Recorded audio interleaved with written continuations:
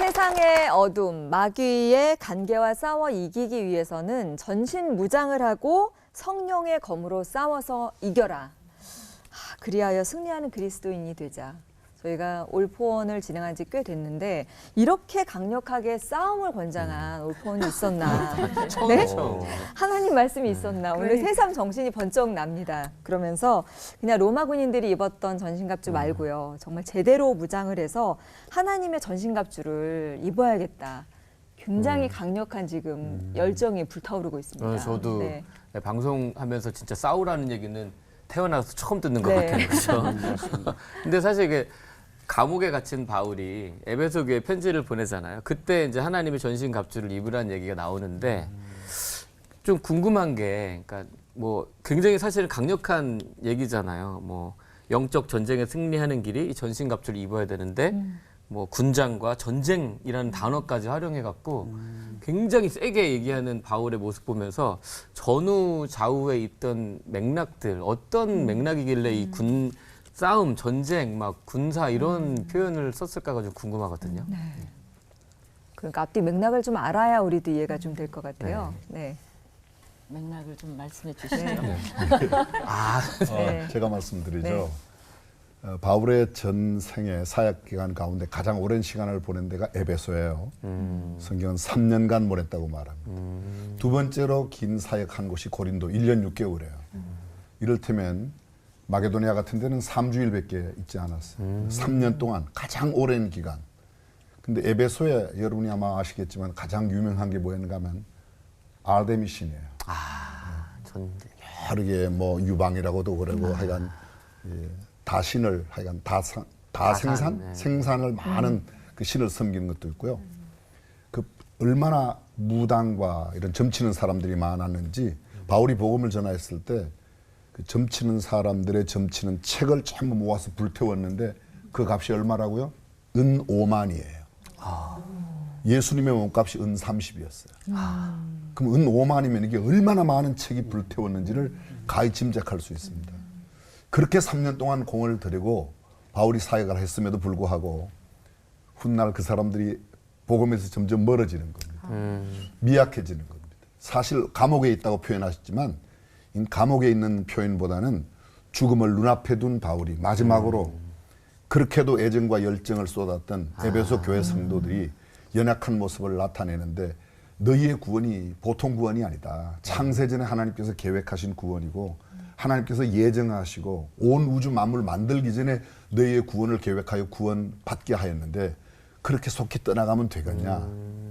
너희가 전신갑주를 입고 무장해서 마귀를 대적해서 싸워라. 호시탐탐 노리고 있는 이 마귀의 대적을 우리가 마귀를 대적하기 위하여 전신갑주를 입지 않으면 안 된다.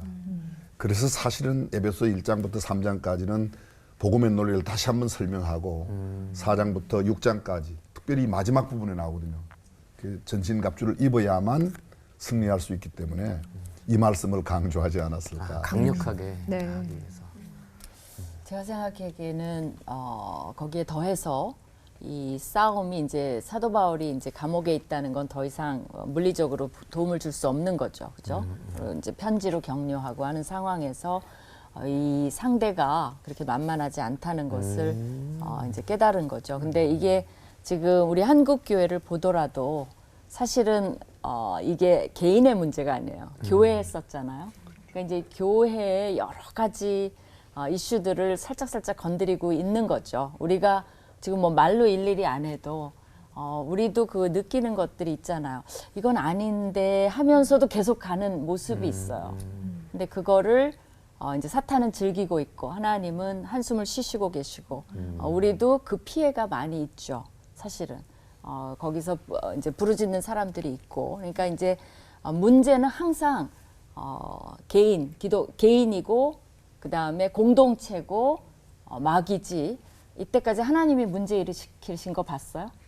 하나님은 문제가 아니에요. 되게 억울하세요, 하나님. 우리가 왜냐하면 억울하시겠다. 문제가 나면 우리는 근데 또 하나님을 원망해요. 맞아. 말이 안 되는 거예요. 근데 이제 우리의 적이 누군지를 분명히 알고 근데 그 적도 문제가 아니에요. 적은 우리의 약점을 이용하는 거예요. 그죠? 그래서 살짝 분열시키고 살짝 아까 이제 우리 목사님 말씀하신 대로 네가 너 못해, 그죠? 안 돼.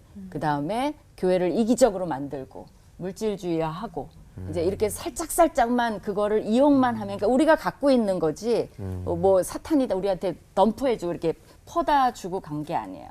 근데 우리가 갖고 있는 거를 살짝 건드려 주니까 우리가 무뎌져서 그 영적 싸움에서 헤어나지 못하는 거죠.